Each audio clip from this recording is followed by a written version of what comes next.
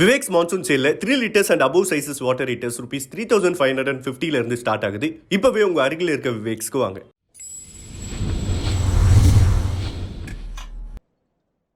Okay, so இப்போது next பேச போகிற டாபிக் வந்து உமனுக்கு ரொம்பவே யூஸ்ஃபுல்லாக இருக்கும் அப்படின்னு சொல்லலாம். ஸோ மென்ஸ்ட்ரல் சைக்கிள் பற்றி தான் இருக்க போகுது.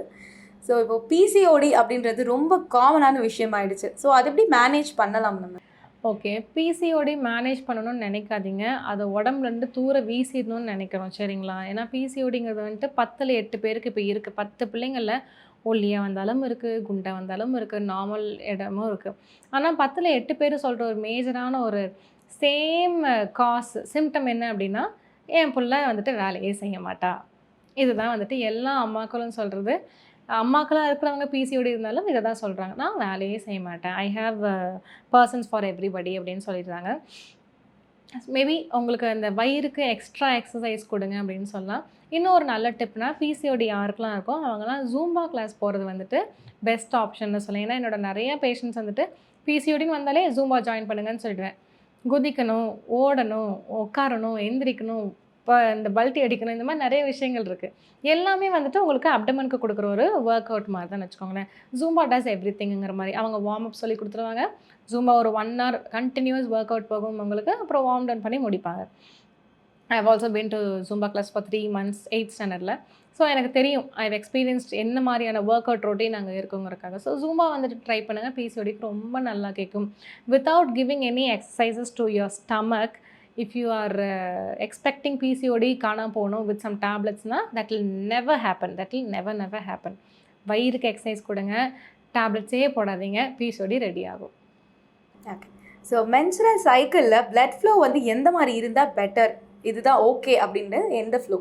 ஓகே, வாட்டரி ஃப்ளோன்னு சொல்லலாம். கிளாட்டாக போகுதுனாலே உள்ளே ஏதோ பிரச்சனை இருக்குன்னு அர்த்தம். அதுக்குன்னு ரொம்பலாம் பிரச்சனைன்னு சொல்ல முடியாது.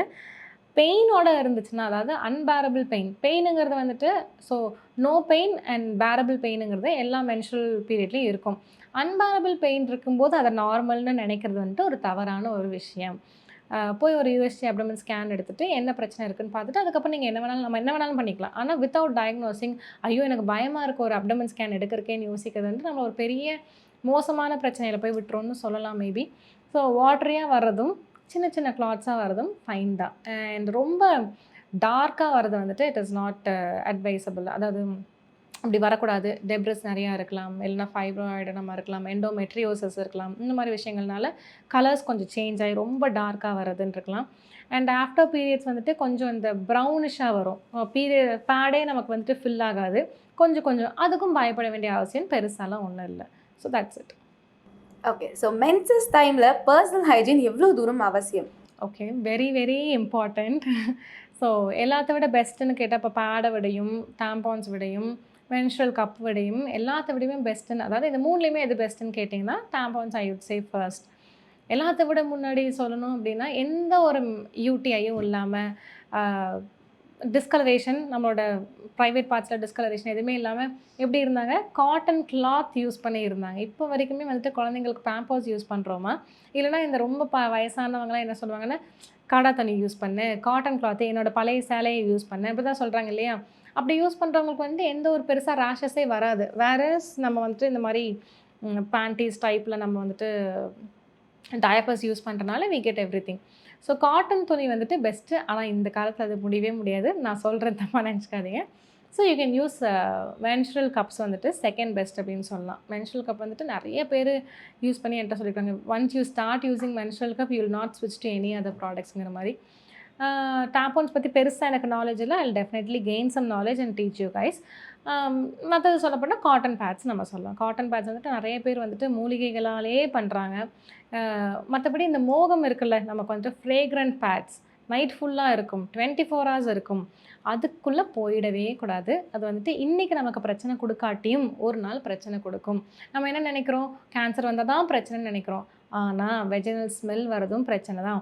அந்த ஸ்மெல்லை வந்துட்டு வெளியே காட்டாமல் ஒரு ஃப்ரேக்ரன்ஸ் பேடில் இருக்கிறது பெரிய பெரிய பிரச்சனை. You should know what is happening inside. அதை மறைச்சு வச்சு என்ன நடக்குதுன்னே தெரியாமல் நம்ம இருக்க முடியாது இல்லையா? ஸோ ஹைஜீன் வந்துட்டு it is a very must thing. ஒரு பேடை ஒரு நாள் வைக்கிறது தப்பு. 3 பேட்ஸ் அட்லீஸ்ட் நான் வந்துட்டு மினிமலாக சொல்கிறேன். 3 பேட் ஒரு நாளைக்கு மாற்றிக்கோங்க. ஃபில் ஆகுதோ இல்லையோ மாற்றிக்கோங்க.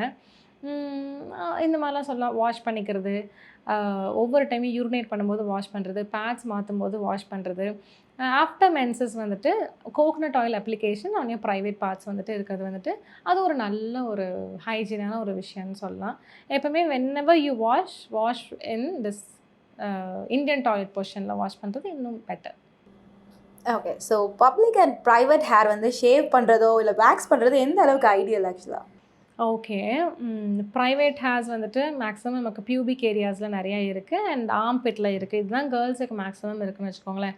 These both are protective hairs. அதாவது நம்ம உடம்புக்கு அந்த ஆம்பிட்லேயும் பியூபிக் ஏரியாலேயும் வந்துட்டு பெருசாக ஒரு நோய், அதாவது ஒரு இன்ஃபெக்ஷன் வராமல், ஈஸ்ட் இன்ஃபெக்ஷனோ ஃபங்கலோ பாக்டீரியா எதுவோ இருக்கட்டும், அது வராமல் ப்ரொடெக்ட் பண்ணுறதுக்கு தான் நமக்கு வந்துட்டு அங்கே ஹேரே வளருது. ஸோ நார்மலாக நீங்கள் பியூபிக் ஹேர்ஸ் பார்க்கும்போது நம்மளோட வெஜைனா சைடு, அதாவது நம்மளோட பேண்டீஸ் போடுற இடத்துல ஹேர் இருக்குல்ல, அது வந்துட்டு சுருண்டு சுருண்டு தான் இருக்கும். என்ன தான் நமக்கு ஸ்ட்ரெயிட் ஹேர் இருந்தாலும் பை பர்த் நமக்கு அங்கே இருக்கிற ஹேர் வந்துட்டு கண்டிப்பாக சுருண்டு தான் இருக்கும். வை? பிகாஸ் ஒரு பிரச்சனை, அதாவது ஒரு விஷயம், ஒரு இன்ஃபெக்ஷன் ட்ராவல் ஆகி வர்றதுக்கே வந்துட்டு அதுக்கு பாத்வேவே ரொம்ப கஷ்டமாக இருக்கணுங்கிறதுக்காக அது அதான் நேச்சராக நமக்கு கொடுத்த ஒரு விஷயந்தான் அது. அதை ஃபுல்லாக நம்ம ரிமூவ் பண்ணும்போது கண்டிப்பாக ஈஸிலி ப்ரோன் டு இன்ஃபெக்ஷன்ஸ்னு வந்துட்டு தாராளமாக சொல்லலாம். ஸோ அது இருக்கிறது நல்லது. வேக்ஸ் பண்ணுறத விட, ஷேவ் பண்ணுறத விட ட்ரிம் பண்ணிக்கோங்க. அது இருக்கிறது உங்களுக்கு பிடிக்கல, இன்டர்கோர்ஸுக்கு எனக்கு ஒரு மாதிரி பிரச்சனைலாம் வருதுன்னு சொன்னால் ட்ரிம் பண்ணிக்கோங்க. இல்லைனா ஒரு சிசர் வச்சு கட் பண்ணிக்கோங்க. Don't damage your parts. ஆனால் ட்ரிம் பண்ணிக்கிறது இட்ஸ் ஃபைனுன்னு சொல்லலாம். But don't shave it of. அது சுத்தமாக உங்களுக்கு வந்துட்டு இச்சிங்கை கொண்டு வரும். அந்த சொரியாசிஸ் வருது. வி ஃபேஸ் மெனி பேஷண்ட்ஸ்னால. அதெல்லாம் ஓகே தான். Okay. So vaginal discharge and smell வரதை எப்படி அவாய்ட் பண்ணுறது? ஓகே. டிஸ்சார்ஜ் அண்ட் ஸ்மெல் வந்துட்டு மேக்ஸிமம் வந்துட்டு ஒன்று, அதாவது மேரிட் விமனுக்கு சொல்கிறேன். டிஸ்சார்ஜும் ஸ்மெல்லும் வந்துட்டு ஃபஸ்ட்டு ஆண்கிட்ட ஏதாவது பிரச்சனை இருக்கான்னு பாருங்கள். இன்டர்கோர்ஸ்க்கு அப்புறம் அவங்களுக்கு பெனிஸில் ஏதாவது பிரச்சனை இருக்கா அதையும் ஃபஸ்ட்டு பார்க்கணும். நமக்கு மட்டுமே எப்போவுமே பிரச்சனை வரும்னு நினைக்க முடியாது இல்லையா? ஆப்போசிட் ஜெண்டர்கிட்ட என்ன இருக்குதுன்னு பார்க்கலாம். டிஸ்சார்ஜும் ஸ்மெல்லும் வந்துட்டு மேக்ஸிமம் உடம்பு ரொம்ப ஹீட்டானால் வரும். ஒயிட் டிஸ்சார்ஜ் இருந்தால் வரும். ஸ்மெல் வந்துட்டு கண்டிப்பாக ஒயிட் டிஸ்சார்ஜ் ப்ராப்ளம்ஸ் இருந்தால் வரும்.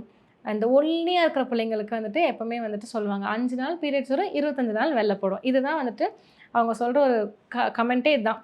எவ்வளோ நாள்மா பீரியட்ஸ், அதாவது வெள்ளை போடுன்னு கேட்டால் ஒரு வாரம் 2 வாரம்பாங்க. அப்போ நானே கேட்பேன், 5 நாள் பீரியட்ஸ் 25 நாள் வெள்ளை போடுமானா, ஆமாம் படும் அப்படிம்பாங்க. ஸோ அந்த அளவுக்கு உடம்புல ஹீட்டை ப்ரொடியூஸ் பண்ணி வச்சுருக்கிறீங்கன்னு அர்த்தம். ஹைட்ரேட் வெல், வேறு வழியே இல்லை. ஹைட்ரேட் அதாவது தண்ணி குடிங்கன்னு ஒரு டாக்டர் சொன்னால் அந்த டாக்டராகவே மதிக்க மாட்டேங்கிறீங்க. அதான் ஆனால் இருக்கிற ஒரே வழி. அது எந்த லாங்குவேஜில் சொன்னாலும், எந்த விஷயத்தில் ஊடுருவி சொன்னாலும் that is the only treatment for white டிஸ்சார்ஜ்னு சொல்லிக்கலாம். So that's it. அவ்வளோதான். ஸ்மெல் வரக்கலாம், ஃப்ரீயாக விட்றாதீங்க. It should be under concern. கண்டிப்பாக அது என்னென்னு பிரச்சனையை பாருங்கள். பார்த்துட்டு அதை வந்துட்டு டயக்னோஸ் பண்ணி க்யூர் பண்ணுறதுக்கு ட்ரை பண்ணுங்கள்.